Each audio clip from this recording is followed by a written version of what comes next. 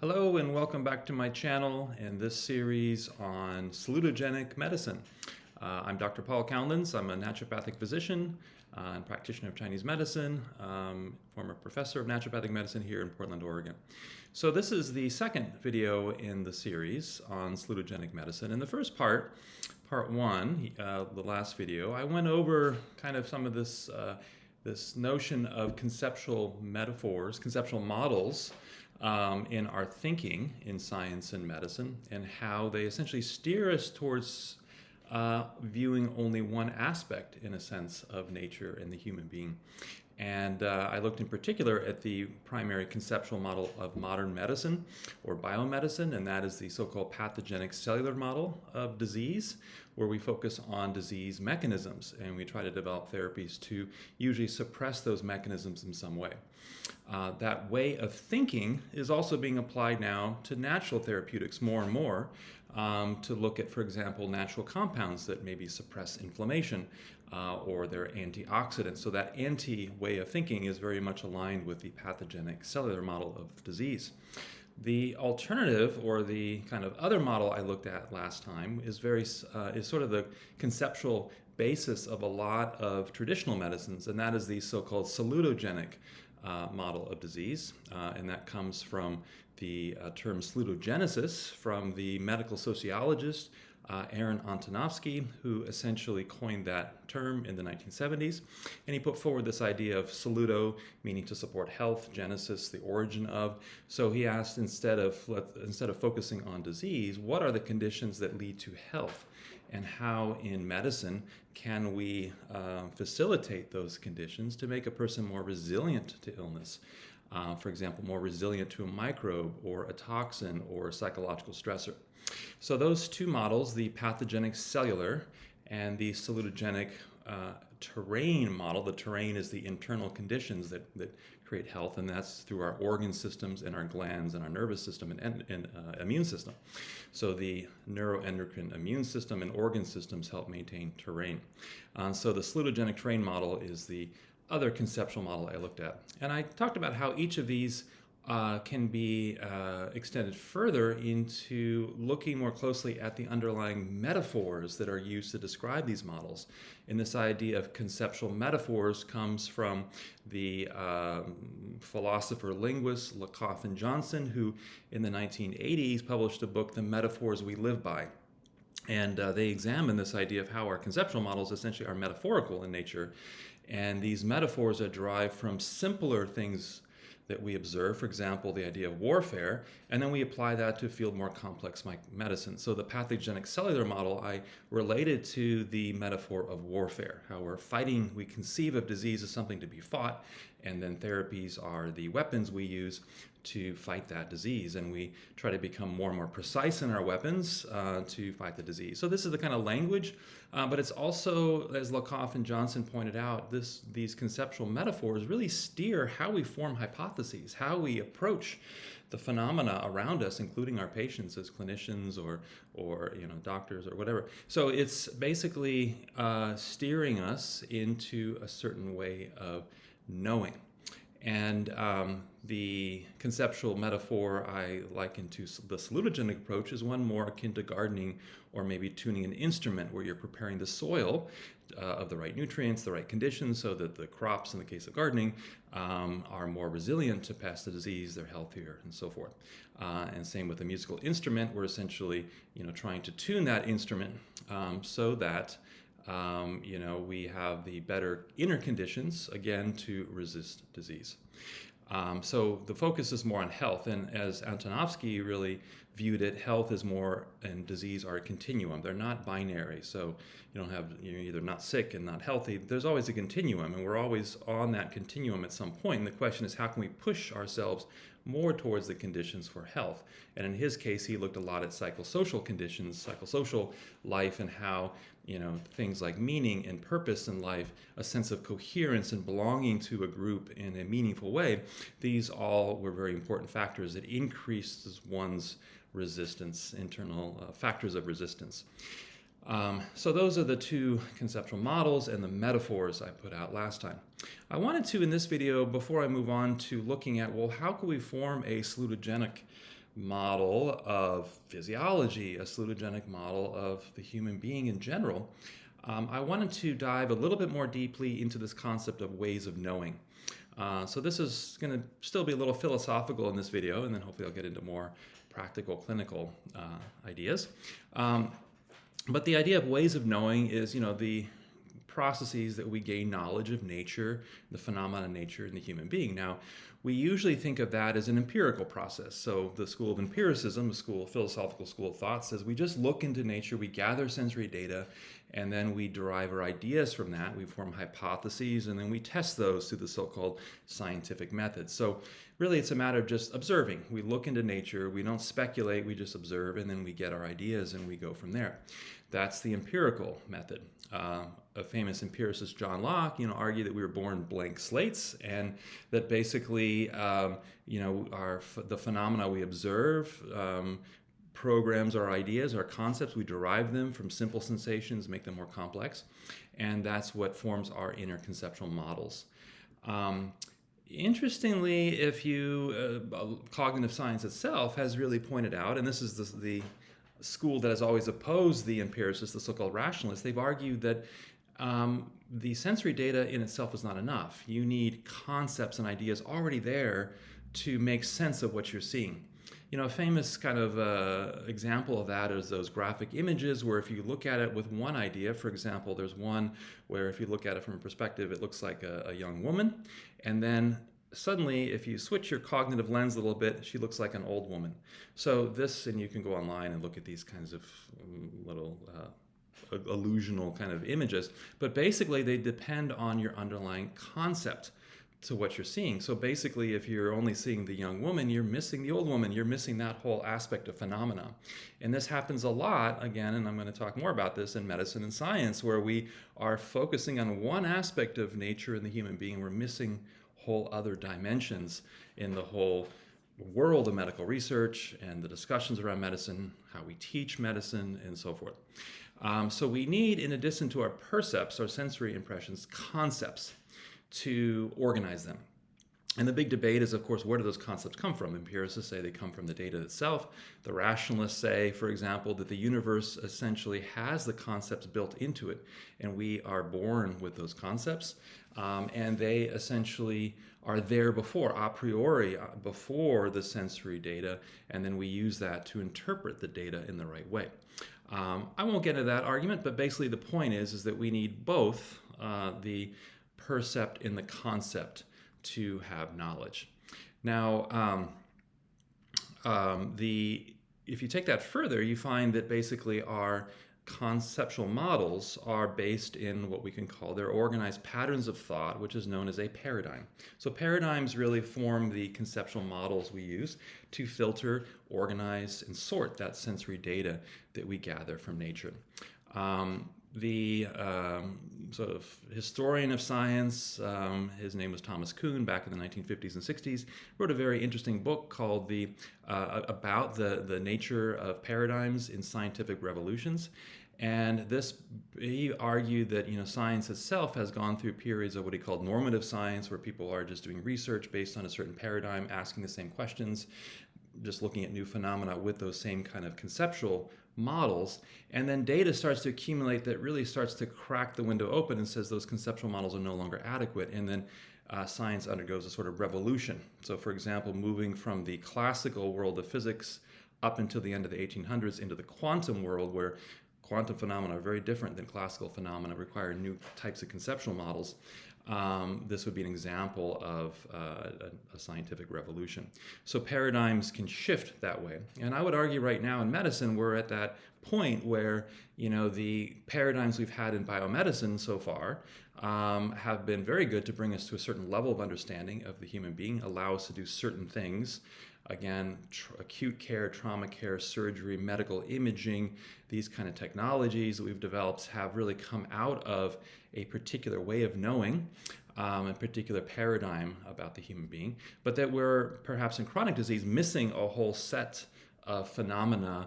And it's because the paradigms we have are acting as cognitive lenses, filters that are preventing us going and asking those other questions and forming hypotheses around that. So paradigms are very important. The aspect of that is crucial here is that the conceptual models that form the paradigms remain, once they're learned, remain unconscious to us. So once you've learned some of the basics of, for example, if you're studying medicine, chemistry, and physics and so forth, you're programmed to think about nature and the human being in a certain way. And that certain way is then going to determine everything later. You just sort of add more details to that. But that initial programming, and that's why a lot of you need these so-called prerequisites for medical school and whatnot, they essentially program you into thinking in a certain paradigm. And that paradigm then we flesh out later with our further education, but we keep working within that same paradigm. So it remains unconscious to us. One thing I'll say about this nature of where do these ideas, organizing ideas, come from, and this will, I think, form the basis of another sort of set of lectures, hopefully in the future here. The Austrian philosopher, scientist Rudolf Steiner argued that the concepts we have actually come from nature. They come from not just the physical nature around us, but also from what he called higher dimensions, and to say this world of supersensory phenomena. So if we go into a thought, it's not material. What is a thought? It's not matter, although today we think it's from matter. But the thought itself, if we just stay with it, examine it, it's not material in nature. You can't weigh it, you can't measure it, but we can experience it. Where is that coming from? And Steiner argued this is coming essentially from a higher organizing, unifying aspect of nature.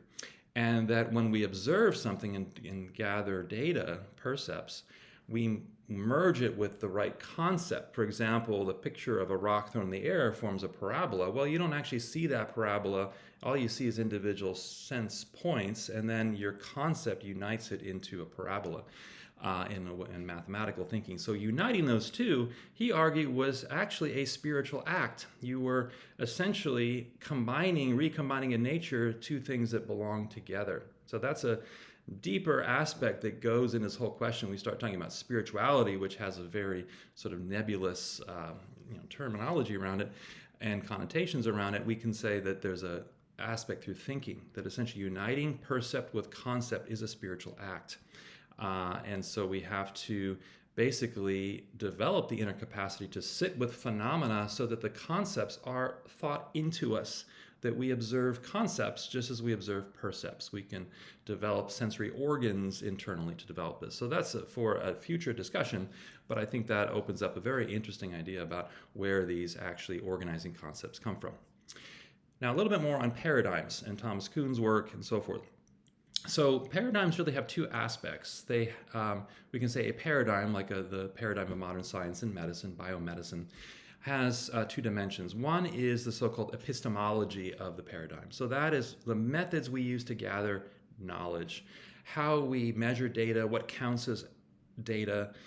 For example, usually we count quantitative things. This is something I'll look at in more detail later. Quantitative, measurable things as accurate, valid data versus subjective feelings and whatnot usually are not considered good data.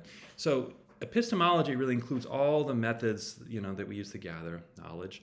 And the primary method of modern science, and this was the great revolution in the scientific revolution in the 16th century, was to apply and develop a so-called scientific method, which is basically to form hypotheses and then test them against observation and experiment. And then you refine your hypotheses based on the outcomes.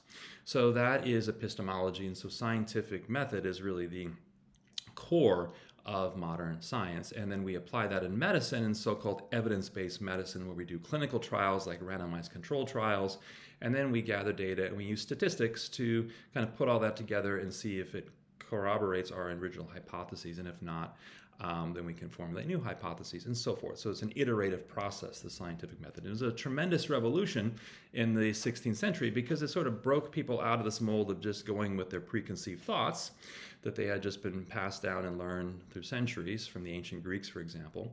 And they started to question, okay, well, what's actually going on there? Let's look into nature and see, and let's see if it confirms. So that's the epistemological part of a paradigm. The second part of a paradigm is more subtle, and it's usually not discussed that much, and that is the ontology or belief system behind that paradigm.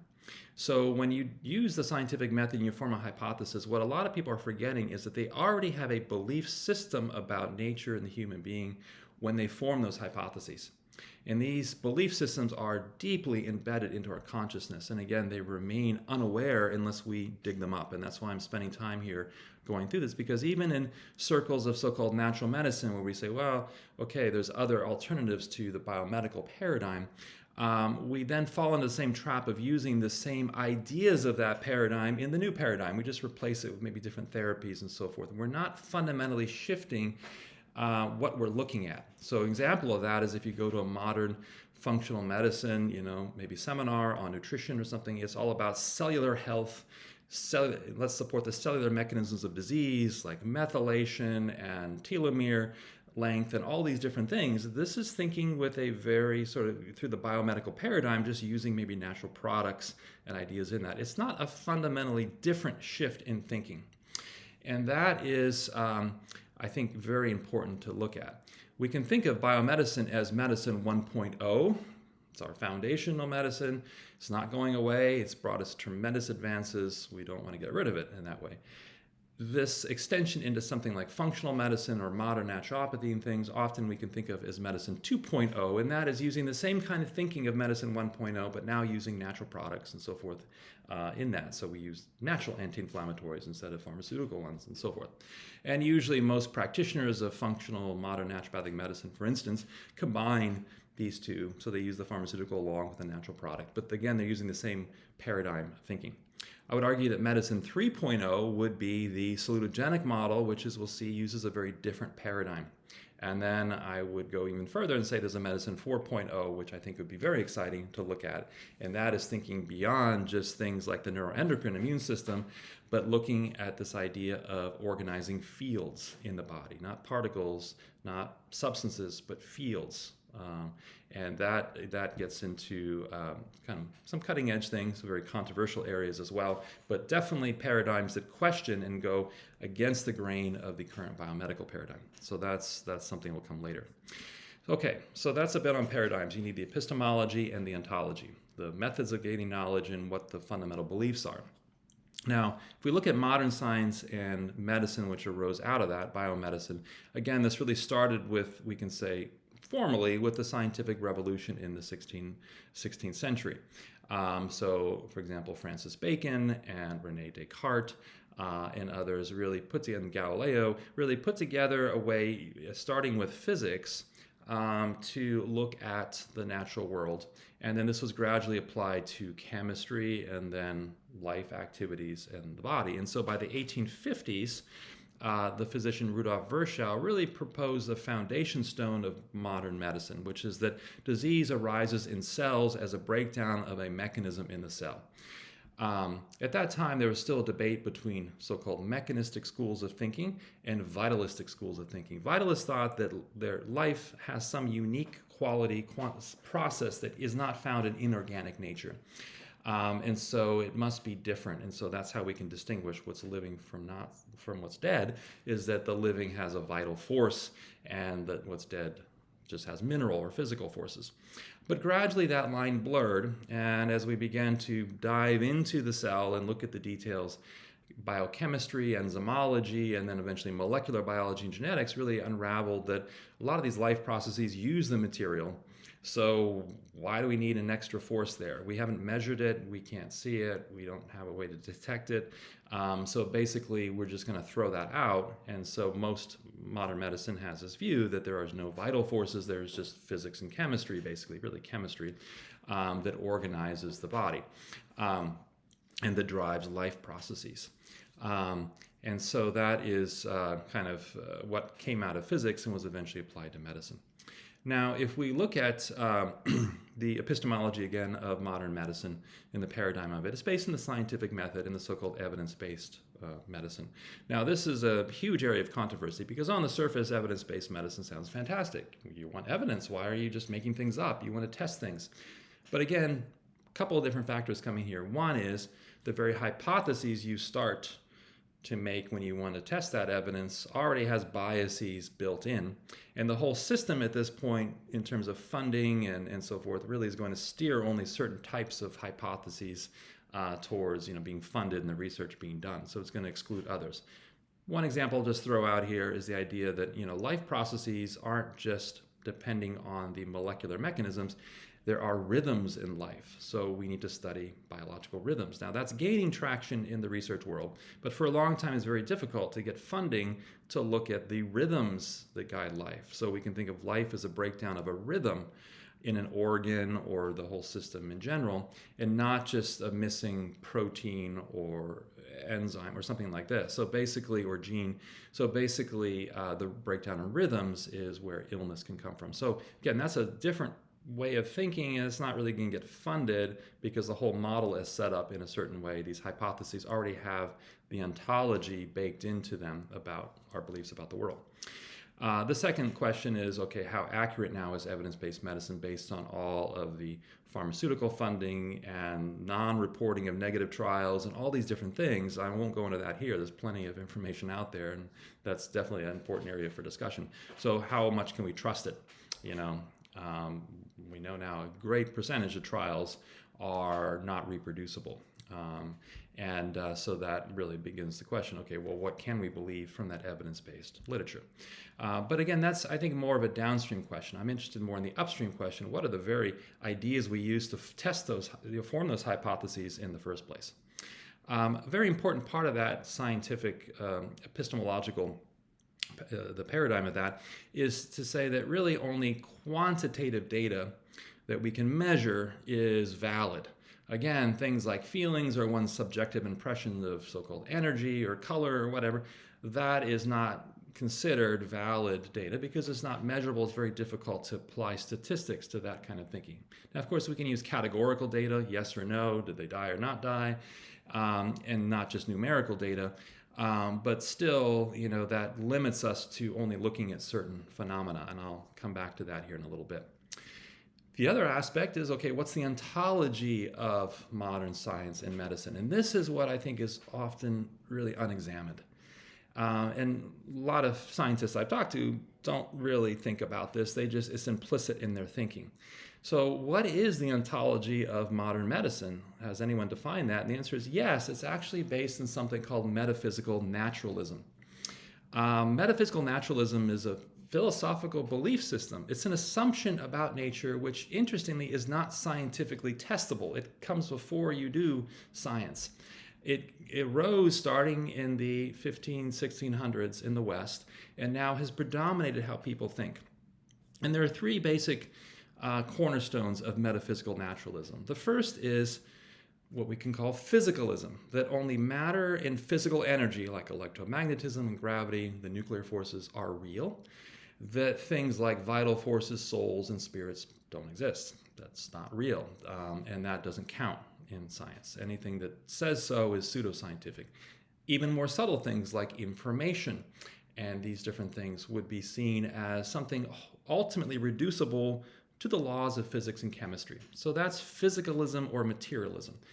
Things like mind and consciousness, so our inner thoughts, our feelings, which again are not measurable in the sense of matter, are thought today by many, and there's an ongoing debate, very interesting debate about this, about how mind arises from matter. Now, going back to René Descartes, he just separated the two, said there's a dualism there, and so people have always tried to go on various sides of that argument. And today, it's swung largely to the side of saying, well, mind is just an epiphenomena of matter. What's really there is your cells, your neurons, and then your consciousness arises from that, and then more complex sets of neurons arise from that. That is the materialistic school of thinking. And that always went against the so-called idealists who said, well, actually thoughts come from some other dimension down into matter. And so what's really the core of the universe is mind or consciousness, not matter.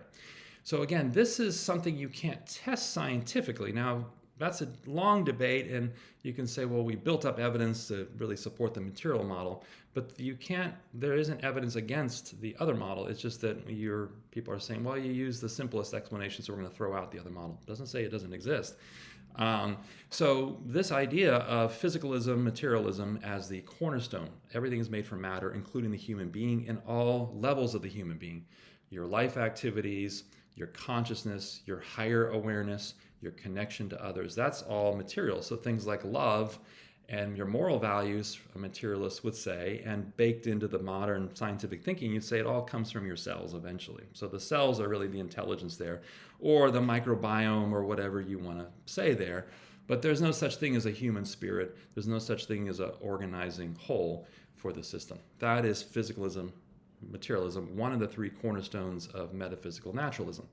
The second is reductionism. We can look at all the parts, break things down to their parts, and then, for example, the human being into cells, and then further into organelles, and then smaller molecules, genes, and say that if we understand things at that level, we'll understand everything else.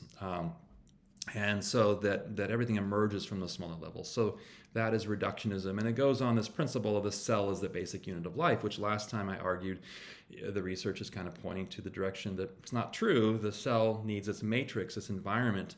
And that environment actually determines how the cell expresses its chemistry, but also its genetics, how it works, how the genes express their proteins is based on the environment of the cell. It's not baked into the genome. The genome actually is kind of stupid. It's an instruction set, incredibly brilliant instruction set, but it needs external signals to essentially turn on and off and so forth. We've looked for many, many decades at the genome thinking that those signals are somehow built into the genome, but now it's pretty clear it's not. It's coming from the environment either in the cell or outside the cell. So the question is, all right, what's the basic unit? And I argued last time in a salutogenic model, the organ would be one functional unit. Organs are functional units in human physiology. And then the third tenet of metaphysical naturalism is mechanism.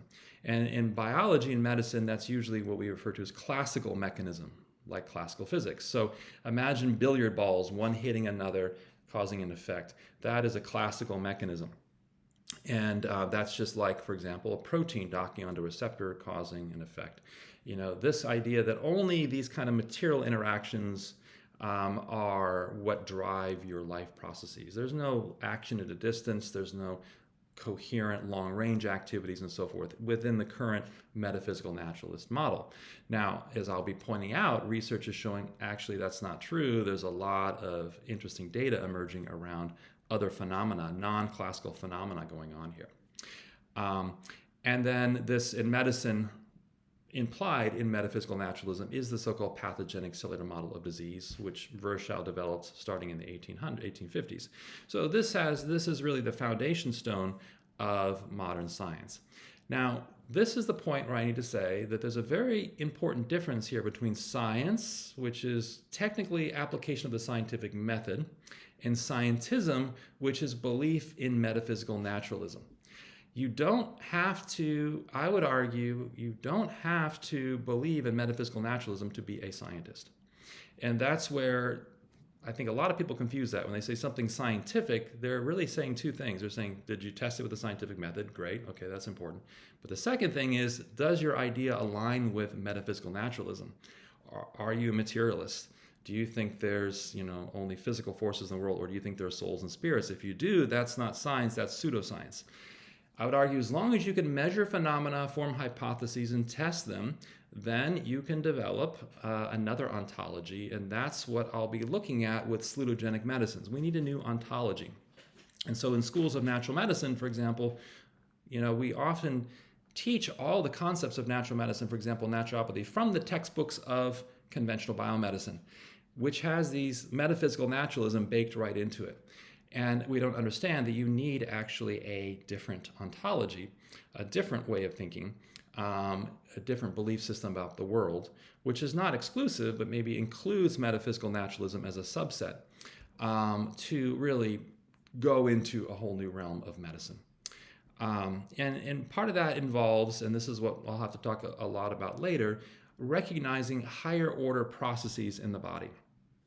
And that is, again, whether we think of them as arising from matter, the so-called emergentism idea, that life comes from matter, that consciousness comes from the life activities and so forth, or it descends down from some higher planes into the matter. I'm not going to get into that here, but I can say that just observing the human being, there are distinct levels of organization. and that you cannot understand one level with the level below it. So to reductionism, which says that everything can be explained by the lower levels in a bottom-up causation, really has some deep flaws. And biologists have pointed this out, theoretical biologists, that we can't use just all the molecules and proteins and whatnot to understand higher life processes. There's higher rules that go on there.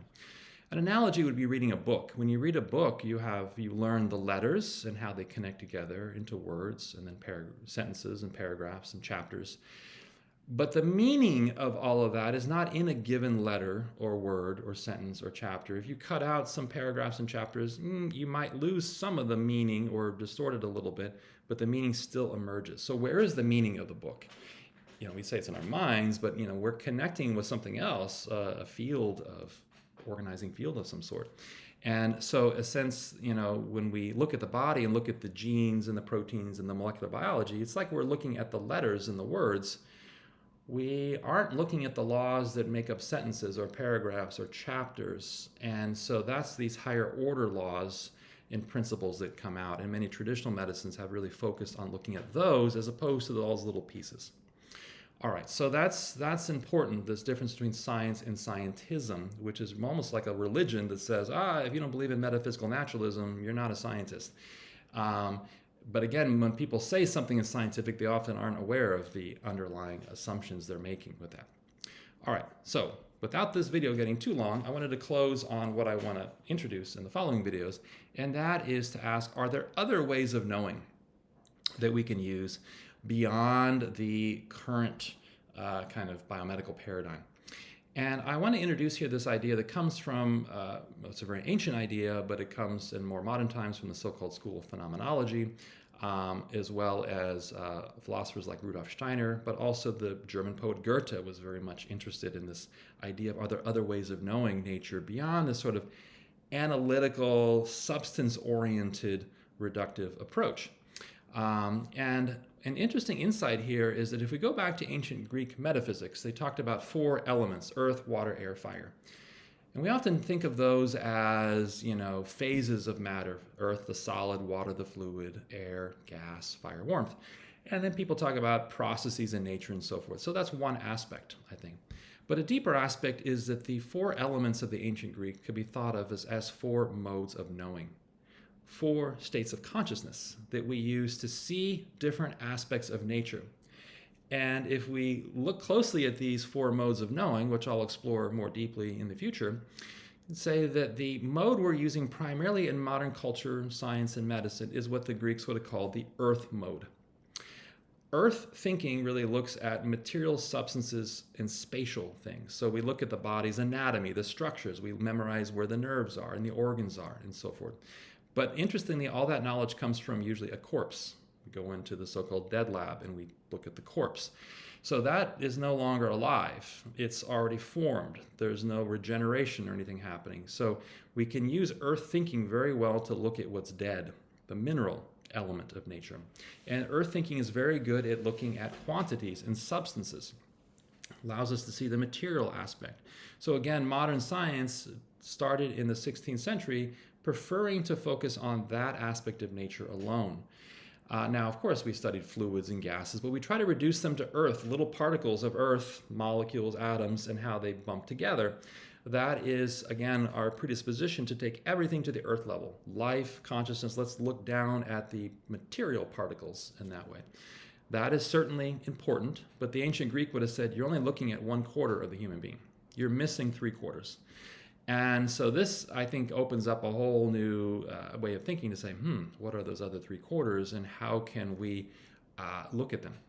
The analogies, the metaphors of the earth level are very simplistic. If you've ever built Legos or anything, that's earth thinking. You just stack one piece onto another. And so we can say medicine is largely a process, a very difficult process, and this is not to disparage the incredible research that's going on in different areas, but tinkering, teasing out these little parts and how they fit together exactly like little Legos, that is earth thinking, intellectual, analytical thinking. Now, what would water thinking be in the Greek sense? Well, water, if you study water, it's fluidic. It's a flow. There's a rhythm, waves in these different things. There's polarities of water, high, low, and so forth. So we don't look at quantity so much, it's more qualitative. So water thinking is more qualitative and process-oriented thinking. Looking at life as a rhythm or a process, not as a bunch of substances that we need. It's not just telomere length, it's about the rhythms also that maintain life. And the question is, again, do those come from the matter or are they descending into the matter? I hold the perspective that it seems that they descend into the matter, but again, that's a deeper philosophical discussion. The point is the life level is a different level of organization. In water-like thinking, fluidic consciousness is important. The Austrian philosopher Rudolf Steiner called that imaginative thinking to differentiate it from intellectual thinking. So imaginative thinking, you form pictures, you form polarities and relationships and so forth. So that allows you to see the fluidic aspect of the human being. In that corpse, the fluid's dried up and you've preserved it with other things. So you're not seeing that anymore. But if you look at a living human being, go into surgery, look at living tissue, there's rhythms to it, pulsations, blood's flowing through it. There's all sorts of activity going on there that is a level higher than the pieces and the parts of Earth that we're seeing there. So that would be fluidic water thinking, viewing the temporal time element, not just space element. Air thinking would go even further, and that would be more feeling-like thinking of gestures. What is the overarching gesture of what's going on here? Where is the so-called energy moving? Now, that's an important discussion about energy medicine, which I want to do later. I would really say it's more akin to what we're talking about with energy medicine is subtle energy or information, not physical energies like electromagnetism and those things. Physical energies really have their own qualities, which are more akin to the mineral world. Life activities seem to, again, have different types of properties. And I'm not going to get into the vitalism debate just yet, but that's coming. But basically, air thinking allows us to see gestures beyond space, beyond time. So things like color impressions, musical tones, these kind of things we experience working with patients. This would be more the air perception. It allows us to see, again, a higher aspect of rhythms and what we might call the gas body. We have a solid, a fluidic, but also our breath, but all the dissolved gases in us and so forth. We have essentially an inner gas body, which, more traditional medicines have actually likened to light, an inner light body. So in addition to our solid fluid body, we have an inner light body. And that would be what the air consciousness or way of knowing would allow us to perceive. Again, this is based more in feeling consciousness. Rudolf Steiner called this the inspirative consciousness, almost like when you get inspiration, or you listen to a piece of music and the relationships in the music, there's a different consciousness you're using. You're not analyzing the notes, you're looking at a higher level of things. And this air level allows us to see also our feeling life, not just our life activities, which would be more fluid, but our feeling life. And then the final way of thinking would be fire thinking, which Rudolf Steiner related to direct intuition. And that would be also something we call today thinking with the heart. We have a direct perception beyond intellect, beyond imagination, and even beyond inspiration, where you perceive directly another person. You see them as an actual whole, as an individual. And this allows us to see internally, both physically, but also more in the psychological and higher sense, our inner warmth activities, whether that be fever or inflammation, but also when someone's warm or cold to you. There's a different type of thinking that goes into this. When you come to directly know someone, it's like you have this epiphany. Where does it come from? It's not just intellectual pieces you've assembled together. It's a direct knowing. And this is akin more not just to our inner consciousness and feeling life, which the air consciousness tends to perceive, but our self-awareness, self-consciousness, connection with creativity, higher moral values, love. These are things, again, that are not material. The materialists would say they come from material. They're oxytocin and these different things. You can say that's the image of the warmth activity in the body, the oxytocin. It is not in itself love. And that's where, again, we make these kinds of connections. Even in natural medicine, I hear this a lot. Just oxytocin's love. That's the love hormone. It's associated with love. It is not love itself. Love is an actual phenomena. It's an experience which, through fire cognition, we see is an actual entity in and of itself. So this gives us, if we apply these 4 ways of knowing, a more comprehensive view of the human being. The solidic aspect, the earth consciousness, which biomedicine does very well. The more fluidic aspect, which more traditional medicines, interestingly, so-called humoral medicines, were able to tease out better, and I'll go into that in more detail. More air consciousness, which allows the perception of our inner feeling and what we might call our soul life, in a sense. And then the warmth consciousness, which allows us to see our higher spiritual life and our more self-consciousness and so forth. Now, I'm mixing a lot of these terms together, and I'm going to explain this a lot more later. But basically, this is a view of the so-called fourfold human being, which is discussed by Rudolf Steiner, but many others. It's a very ancient idea. Many traditional medicines have this, although maybe not articulated in this way. And I would argue that for a medicine 3.0 or 4.0, we have to jump to the level of not just using earth consciousness, even water consciousness. That's coming. For example, discussion of water structures in the cells, very important topic of emerging research.